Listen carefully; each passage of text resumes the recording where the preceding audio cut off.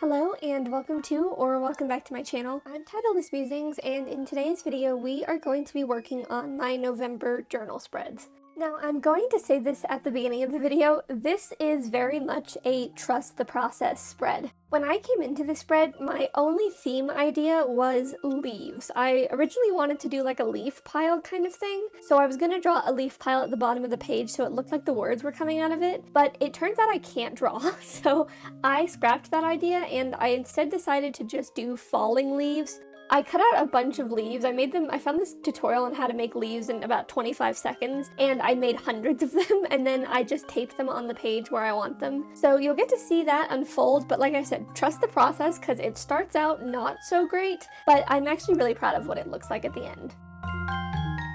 So with this journal spread, it actually took me about 45 minutes to film, but it took me closer to 3 hours to do completely. Some of the things I did that you don't see in this video include putting tape on all the pictures and the leaves. It's double-sided tape that I use, so I just didn't peel off the other sticky side yet.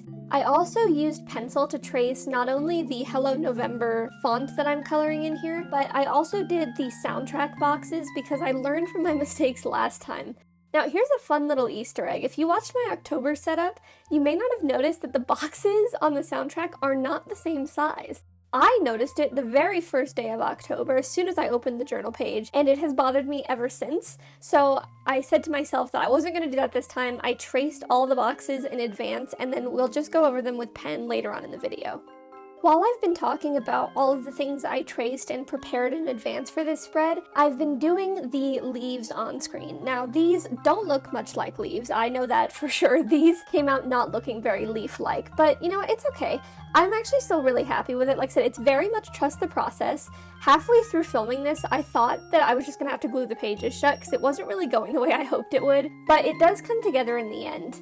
Now, with the process of putting the leaves on the spread, I decided to use the leaves on all of the pages. So I use it not only on this title page, as I'm working on now, I'll also put a couple of leaves on the collage page at the very, very end, and I use a few more leaves on the soundtrack spread to just kind of tie in the theme all together, especially since the font I chose is so small in this journal. This journal is really, really big, and I haven't quite gotten used to setting up the spreads yet in it, so that is another thing to look forward to, is that the leaves will go between all of the pages.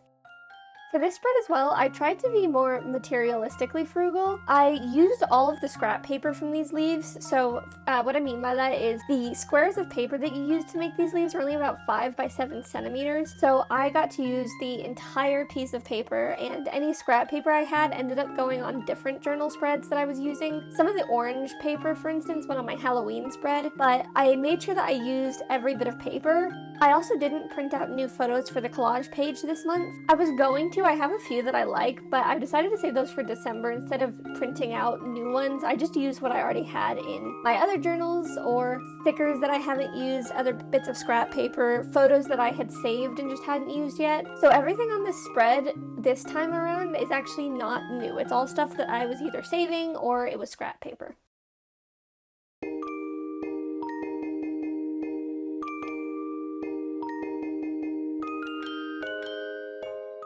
I'm hoping you're now starting to see what I mean by trust the process, because that leaf page looks a lot better now that it's complete. As I said, there have been a few oh no moments for me making this spread.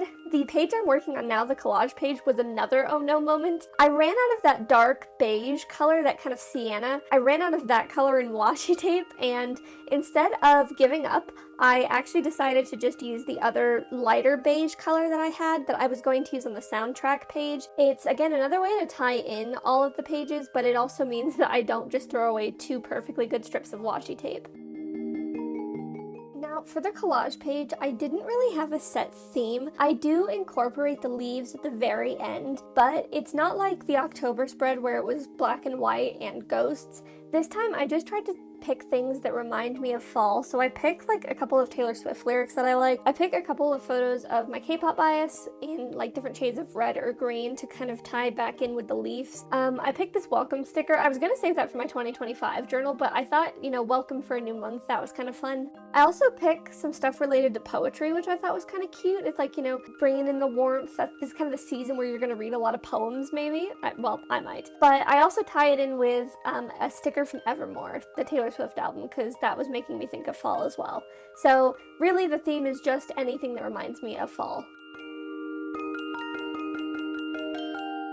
We're now moving on to the last part of the spread, which is the ever tedious soundtrack page. Now, I do a lot of complaining in my setups about how much I hate setting up the soundtrack page. I do hate setting up the soundtrack page. This is probably one of my least favorite to set up, but I love the after of it so much. The before is not fun. I hate having to make all these lines, but looking at it after when it's filled out with all the album covers and the songs I've been listening to is really fun. So I sped it up because nobody needs to watch me draw all of these lines. It's very boring, but once it's done, it looks great, and I'm really happy with it. I'm glad all the boxes are the same size this time because that was really bothering me in the October spread. Now here I'm going to use the washi tape from the first pages again. I'm doing this for a few reasons. One, it visually breaks up the spread, so I have a visual difference between the decoration part of the spread versus the part I'll actually be writing the songs in. But I also use the washi tape to remind myself to not go further than the washi tape with the leaves. Because as you can see on the left side of the screen, I have a bunch of leaves still that I need to use, and I'm going to use them on this page, but I just don't want them to interrupt the album covers. I had the idea of maybe putting some at the bottom and having them creep into the album cover parts, but it would interrupt the way that I write the title and the artist, and I just didn't want to have to deal with that. So instead, I decided to keep all the leaves at the top of the page, and the washi tape is just a nice divider to remind me not to put leaves below the divider. I really love the way this spread turns out, actually. It's probably one of my favorites of the year. Even though the leaves don't really look like leaves, I was really feeling the theme, and I like the way it goes around the words, so it kind of does look like it's coming out of a leaf pile a little bit, and you still get the effect of the falling leaves, so I really enjoyed making this spread. But as we put the last of the leaves on the soundtrack page, we are coming to the end of the video. In a minute, I'll show you what the pages end up looking like when they're complete, but I hope you enjoyed watching this video as much as I enjoyed making this leaf-covered spread. Please do consider liking and subscribing to stay tuned for more of my content.